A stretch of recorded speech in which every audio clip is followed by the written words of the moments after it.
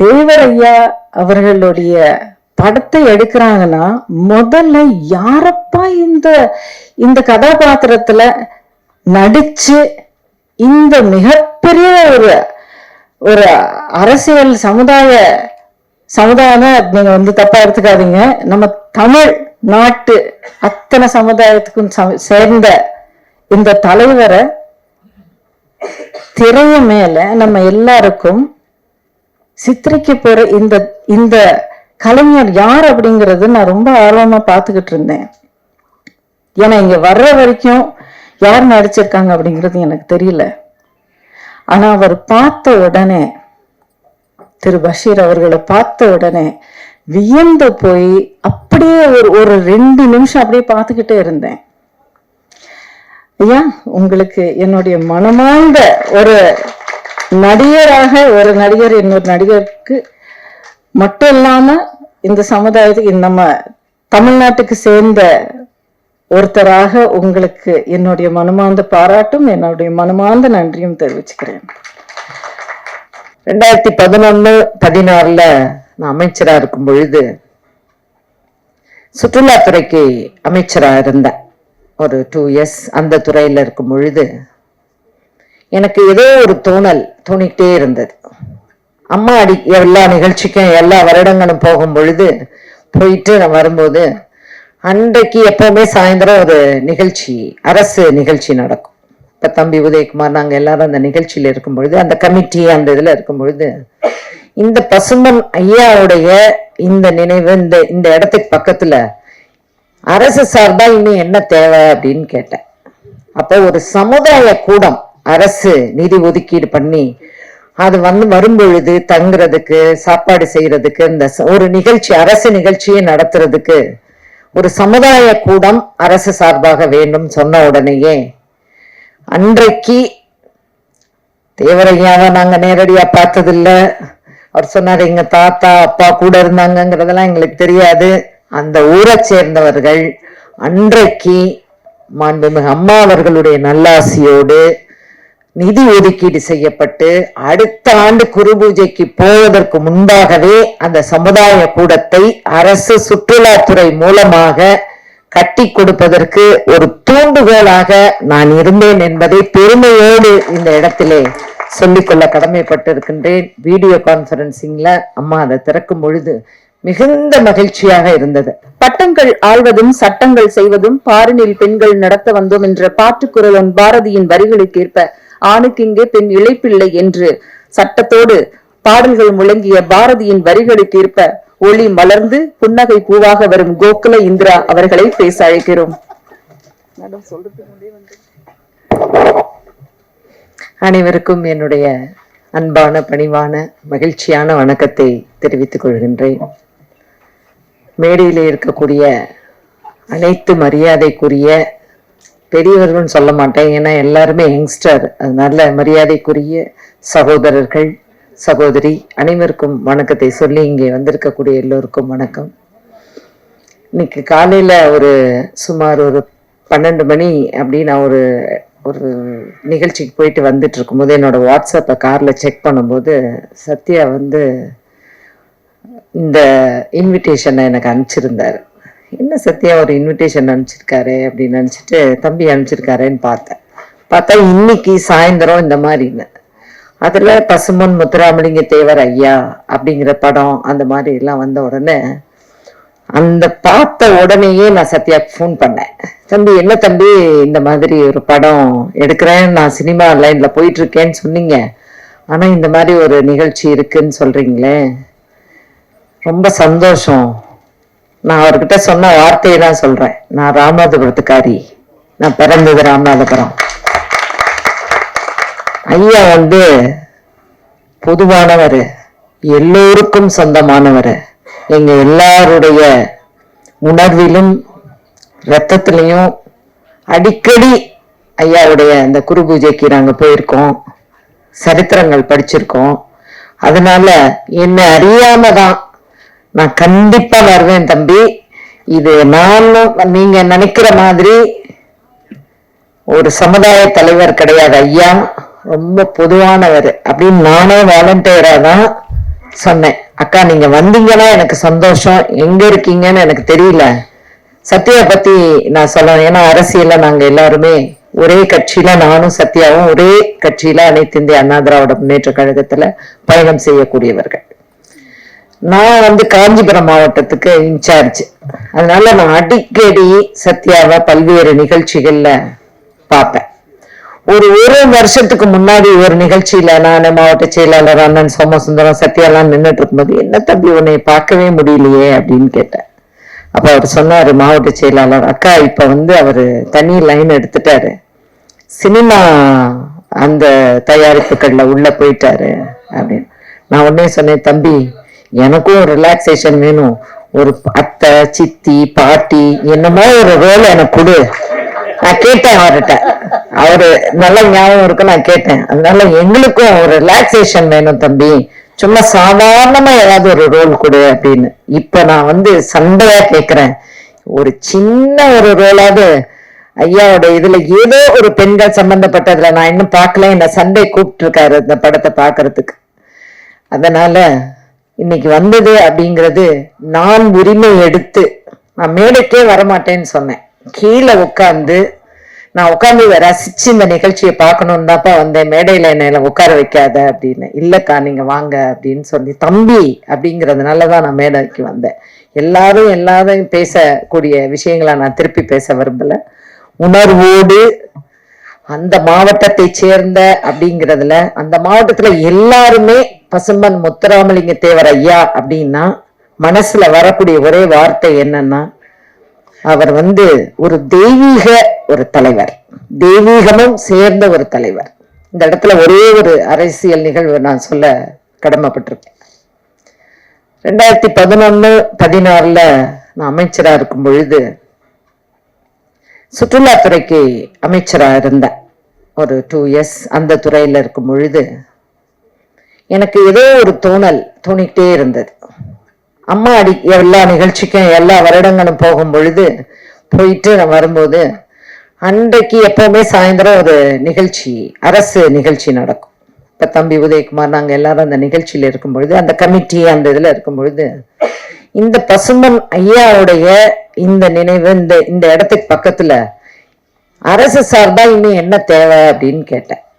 அப்ப ஒரு சமுதாய கூடம் அரசு நிதி ஒதுக்கீடு பண்ணி அது வரும்பொழுது தங்குறதுக்கு, சாப்பாடு செய்யறதுக்கு, இந்த ஒரு நிகழ்ச்சி அரசு நாட்சியை நடத்துறதுக்கு ஒரு சமுதாய கூடம் அரசு சார்பாக வேண்டும் சொன்ன உடனேயே, அன்றைக்கு தேவரையாவை நாங்க நேரடியா பார்த்ததில்ல. அவர் சொன்னாரு, எங்க தாத்தா அப்பா கூட இருந்தாங்கிறதெல்லாம் எங்களுக்கு தெரியாது.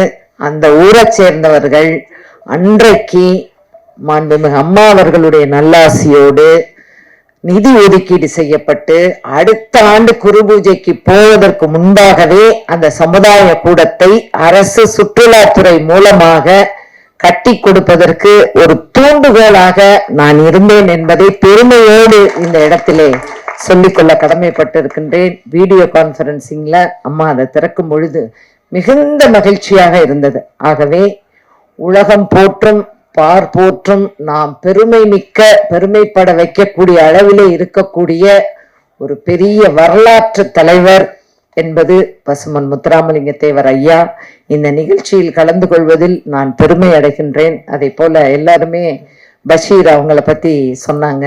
உண்மையிலேயே உங்களை பார்க்கும் பொழுது பசும்பொன் முத்துராமலிங்க தேவர் ஐயா அவர்களை அப்படின்னு நான் அடிக்கடி முன்னாடி திருச்சுழி போவேன். அப்ப அந்த சிவன் கோயில்ல சொல்லுவாங்க, இங்கதான் இருப்பார் ஐயா, இந்த மயில் இங்கதான் இருக்கும். ஏன்னா வரலாறுகளை நீங்கள் தெரிஞ்சிருக்கீங்க. நான் நிறைய அந்த கோயில்களுக்கெல்லாம் போயிருக்கேன்.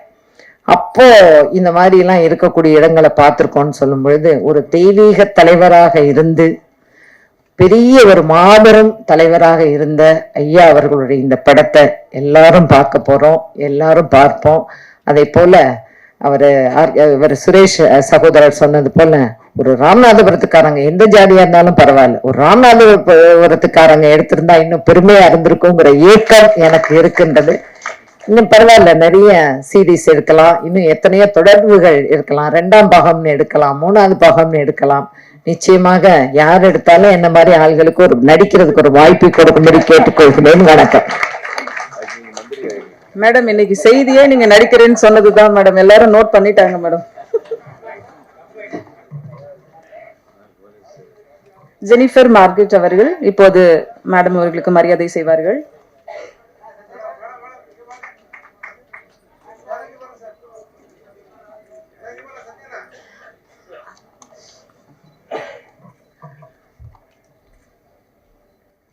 அடுத்து நாம் பேச அழைக்கிறோம்.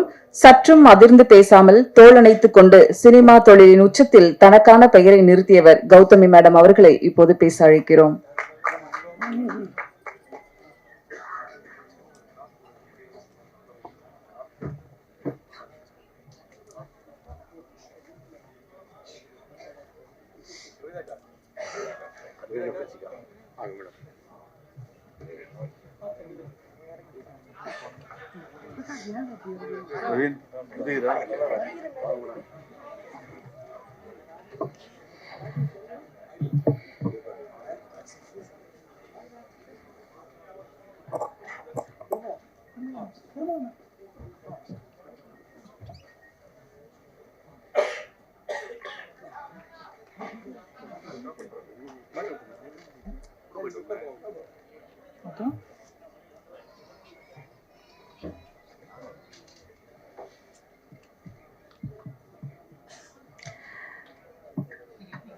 ரொம்ப நாளைக்கு அப்புறம்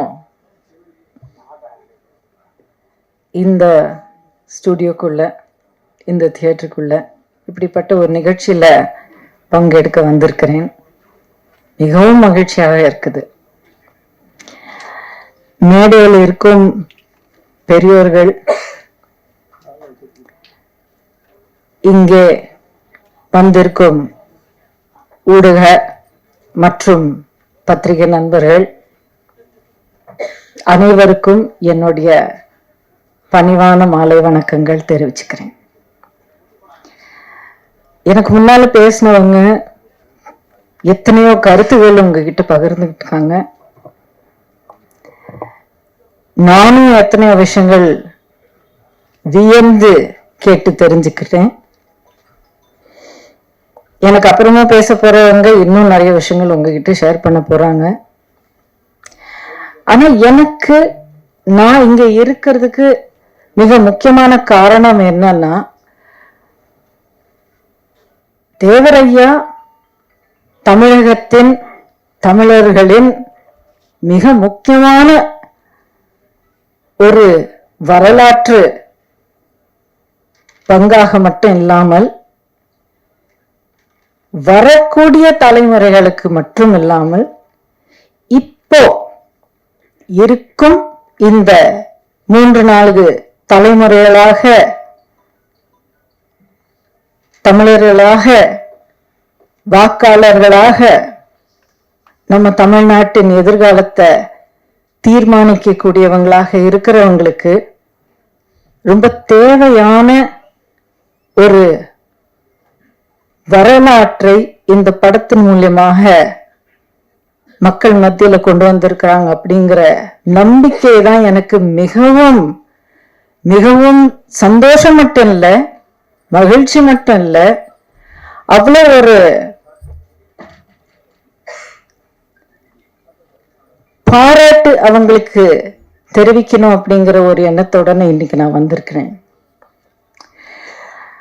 அதாவது ஒவ்வொரு தலைமுறை ஒரு வயசுக்கு வந்து அதுக்கப்புறம் சமுதாயத்துல ஒரு பொறுப்பான ஒரு பங்கு எடுக்கக்கூடிய ஒரு வயசு வரும்போது எதை வச்சு அவங்களுடைய முடிவுகள் எடுக்கிறாங்க, அவங்களுக்கு வழிகாட்டியாக இருக்கிற அந்த ஐகான்ஸ், அந்த தலைவர்கள் யார் அப்படிங்கிறது வந்து ரொம்ப ரொம்ப முக்கியம்.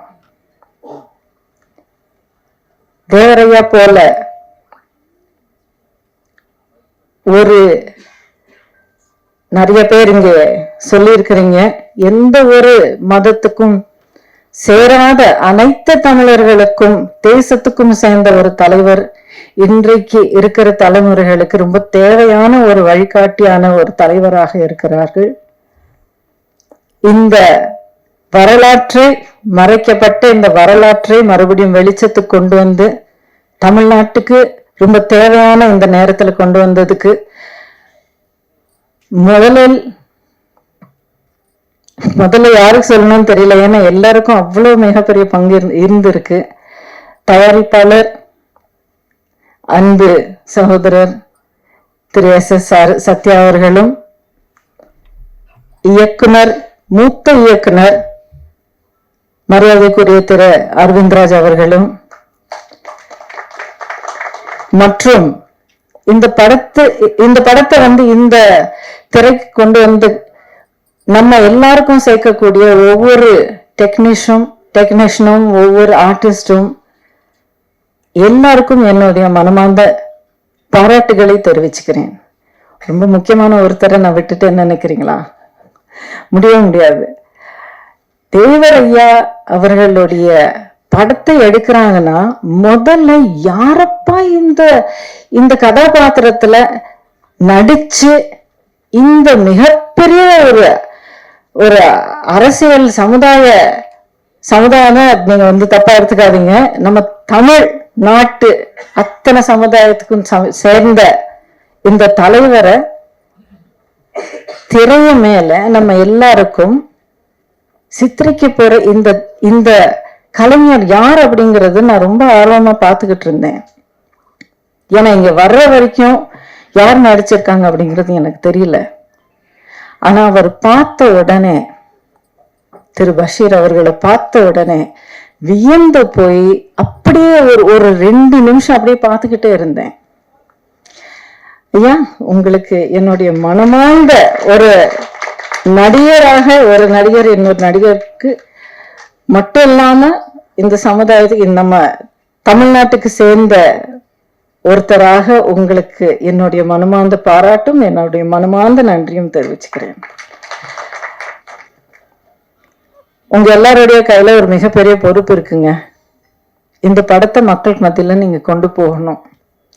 கான்ட்ரவர்சி அப்படிங்கிறது இப்போ நிறைய விஷயங்கள்ல ஒரு ஆடட் மசாலாவாக இருக்கிற இந்த காலத்துல ஒரு தனிப்பட்ட ஒரு ருசி கொண்டு வர்றதுக்காக திணிக்கப்பட்ட இந்த காலத்துல தயவு செய்து தமிழர்களுக்கு, அத்தனை தமிழர்களுக்கும், தமிழ்நாட்டுக்கும் இந்த நேரத்துல ரொம்ப தேவையான இந்த மாமனிதருடைய கதை அத்தனை மக்கள் கிட்ட கொண்டு போய் சேர்க்கிற அந்த மிகப்பெரிய பொறுப்பு உங்க கையில இருக்கு. ஊடக நண்பர்களும் பத்திரிகை நண்பர்களும் அனைவருக்கும் நான் உங்ககிட்ட இந்த மனமார்ந்த வேண்டுகோளை வைக்கிறேன். கண்டிப்பாக நீங்க எல்லாரும் இவ்வளோ சைலண்டா, இவ்வளோ ஒரு ஃபோக்கஸோட நீங்க இவ்வளவு நேரமா நீங்க கேட்டுக்கிட்டு இருக்கீங்க.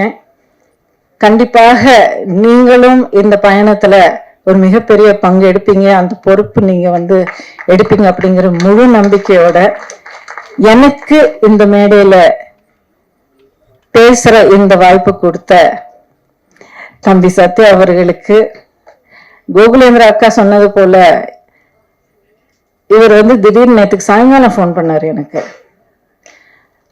அக்கா, நான் சத்யா பேசுறேன் காஞ்சிபுரம் அப்படின்னு சொல்லி பேசினாரு. இதுக்கு முன்னாடி நான் 1 தடவை 2 தடவை அவர்கிட்ட பேசியிருக்கேன். இந்த மாதிரி ஒரு படம் எடுத்திருக்கேன், நீங்க வரணும் அப்படின்னாரு. சரிங்க, எப்போங்க நிகழ்ச்சி அப்படின்னு கேட்டது. நாளைக்கு சாயங்காலம் 6 மணிக்கு பிரசாத்ல நீங்க வந்துடணும் அப்படின்னாரு. முடியாதுன்னு சொல்றதுக்கு வாய்ப்பே இல்லை. கண்டிப்பா நான் வரேன்னு சொன்னேன். இங்க வந்ததுக்கு ரொம்ப ரொம்ப சந்தோஷமாக இருக்கு. மறுபடியும் எல்லாருக்கும் என்னுடைய மாலை வணக்கங்களும் என்னுடைய மனமார்ந்த நன்றியும் தெரிவிச்சுக்கிறேன்.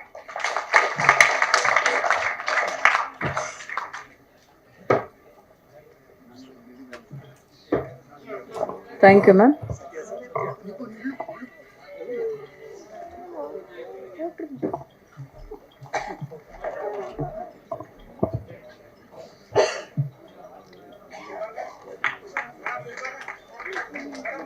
Okay.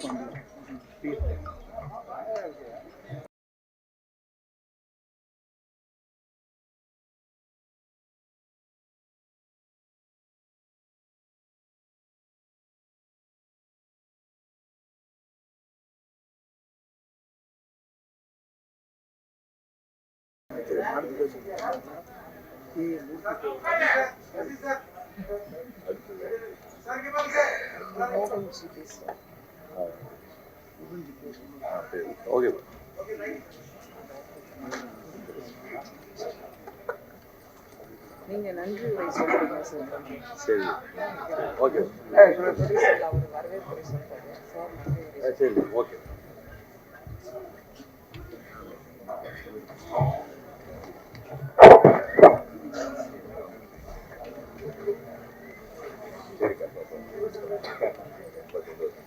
சூப்பராக பேசுறீங்க மேடம்.